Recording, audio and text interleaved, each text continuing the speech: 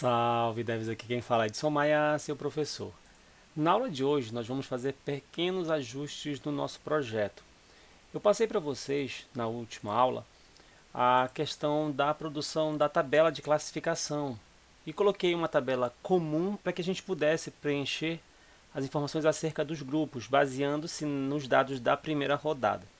Daí, acontece um pequeno problema, a gente tem um problema de escopo dentro do nosso código.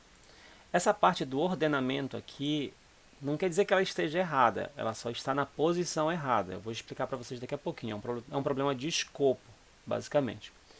Então, o que a gente está fazendo? A gente tem um array de dados que não está na ordem que a gente quer, que é por ordem de posição dos times. A gente usa um for each para poder percorrer ele, ou seja, aqui dentro do for each nós temos 4 elementos. Então, tudo que está dentro aqui do for each vai ser feito 4 vezes, ou seja, inclusive esse ordenamento. Esse ordenamento vai ser feito 4 vezes. Como foi que eu identifiquei que estava com problema de escopo? A gente fez a classificação do grupo G, que é o grupo do Brasil, está tudo bem certinho. Brasil em primeiro, Suíça em segundo, Camarões, Sérvia e assim por diante. Só que quando eu fui fazer a verificação aqui de outros grupos, por exemplo, peguei aqui do grupo A, que é o grupo do Catar, Holanda.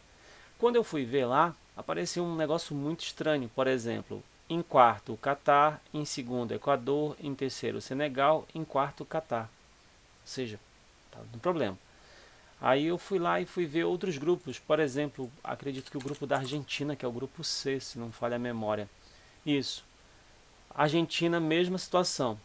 Quarto, segundo, terceiro, quarto. Então aqui a gente tem um problema que a gente precisa resolver. O que foi que eu percebi? Que a gente estava ordenando dentro e não era para fazer esse ordenamento dentro. Então a gente vai fazer o ajuste do nosso código neste ponto aqui, basicamente. O ajuste vai ser feito da seguinte forma. Eu vou recortar essa parte aqui do ordenamento. Vou fazer aqui um Ctrl X para tirar. Vou apagar essas linhas que estão em excesso para voltar ao normal. O que eu preciso fazer é o seguinte. Aqui, antes de usar o for each, eu tenho que já ter o meu array de dados ordenado. Então, aqui em cima eu preciso ter essa informação. Então, eu vou dar aqui 1, 2 entries para poder descer, para que vocês consigam visualizar isso. Só que tem um detalhe. Depois dessa flechinha do arrow function, se a gente vai executar uma ação, a gente não precisa abrir chaves.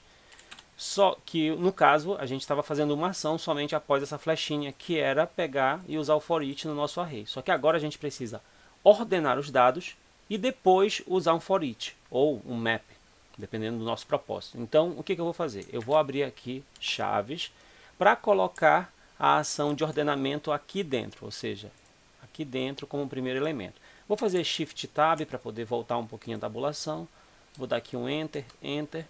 E vou pegar toda essa parte aqui do for each. Eu poderia recortar, na verdade eu acredito que fica melhor eu mudar a posição do fechamento dessa chave.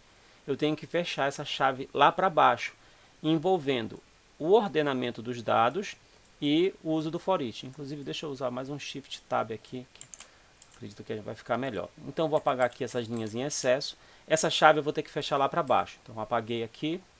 Então, dados ordenados, for each. Depois do for each aqui, eu preciso fazer isso aqui, ó. Nesse ponto, depois do chave parênteses, eu vou dar um Enter e fechar essa chave aqui. Ela está fazendo o fechamento do nosso bloco que foi aberto aqui. Tudo bem? Então, ela poderia até ser colocada um pouco mais para frente, essa aqui junto, tá? Mas eu vou deixar eles separados por enquanto. Então, observem que já sumiram todos os erros. O que eu fiz foi só mudar a posição do ordenamento. Agora vamos testar. Lá no nosso código já está aparecendo aqui, ó, Arábia primeiro, Polônia em segundo, México em terceiro, Argentina em quarto. Então 3, 1, 1, 0, que é o que estaria correto para o grupo aqui, por exemplo, da Argentina, que é o grupo C. Para o grupo A, que é o grupo lá do Catar, eu mudei aqui no arquivo JSON para grupo A. Vou ver se aparece certinho, ó, Holanda, Equador, Senegal, Catar. Aparecendo tudo perfeito, bem certinho, sem maiores problemas.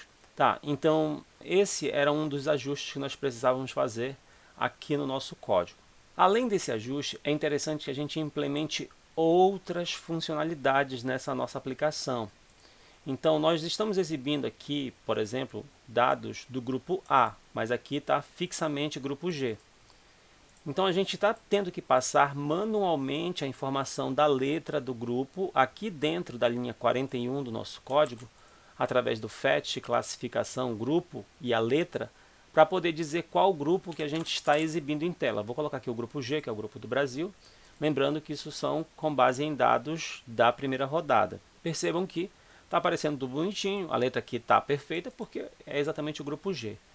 Então a gente tem que prover uma funcionalidade na nossa aplicação que permita a gente escolher as letras dos grupos e assim, a partir da escolha das letras do grupo, pegar essa escolha que o usuário fez e passar automaticamente para o nosso fetch. Então é isso que nós vamos fazer aqui a partir deste momento. Para fazer isso, a gente precisa envolver toda essa ação do nosso JSON de leitura das classificações dentro de uma função. Então, o que eu vou fazer? Eu vou pegar aqui, clicar aqui no começo da linha 40, vou até lá no final, pegar o último trecho de código, vou fazer Ctrl X para recortar. Eu vou criar uma função simples, literalmente uma função simples. Eu vou digitar function e eu vou colocar aqui. O que a gente está fazendo no atual momento, o que a gente está fazendo é a questão da leitura da classificação, ou exibição da classificação, ou exibir tabela de classificação. Então eu vou colocar o nome da função assim, exibir tabela classificação. Classificacal. Entre parênteses, por enquanto eu vou deixar em branco, porque eu ainda não tenho a noção de quais parâmetros eu vou precisar. Conforme eu for tendo a noção dos parâmetros, eu coloco aqui dentro. Vou dar espaço, abro as chaves dos bigodinhos e vou fazer Ctrl V para colar o conteúdo. Ou seja, a função está agora aqui dentro. Tá? Todas as ações do fetch, den, resposta, dados, classificação, está tudo dentro de uma função. Eu vou só selecionar dessa linha 42 para baixo aqui, fazer um tab para poder melhorar o posicionamento do conteúdo. Vou observar lá no nosso código, não está aparecendo.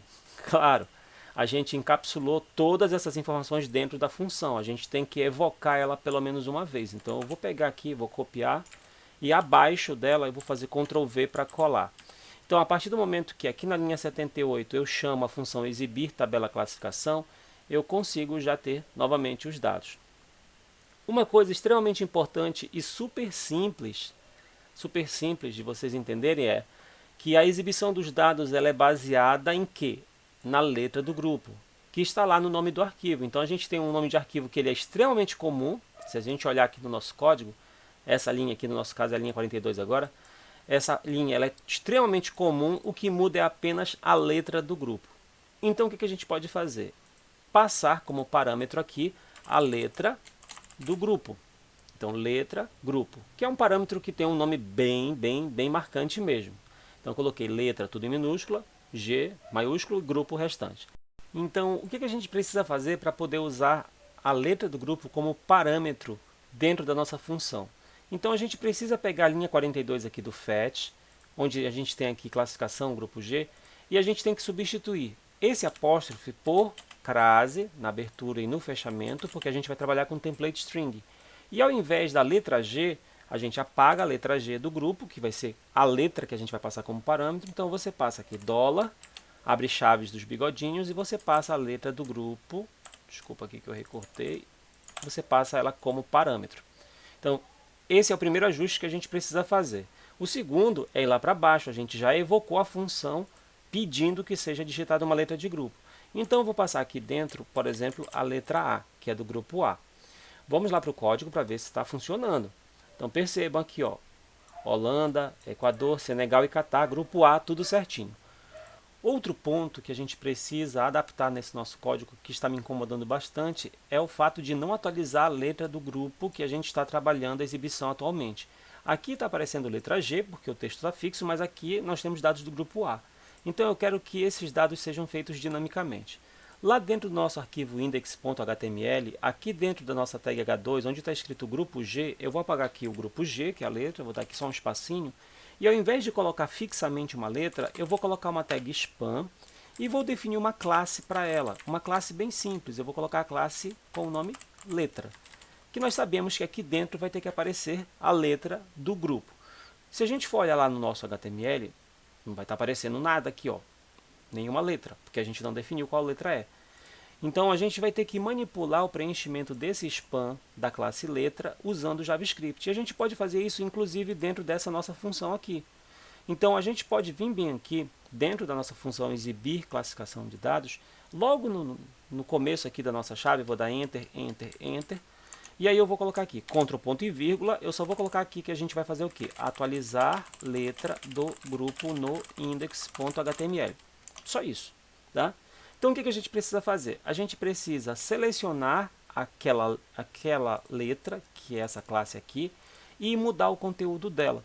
Para fazer isso, pessoal, existem várias formas. A gente vai fazer aqui de uma forma direta. Eu não vou criar nenhuma variável, eu só vou dizer assim, que através do document.query ou query selector, eu vou selecionar a nossa classe letra e vou atribuir o conteúdo, o inner HTML dela, ou seja, o conteúdo que eu quero colocar dentro dela, eu quero colocar a letra do grupo que eu estou recebendo.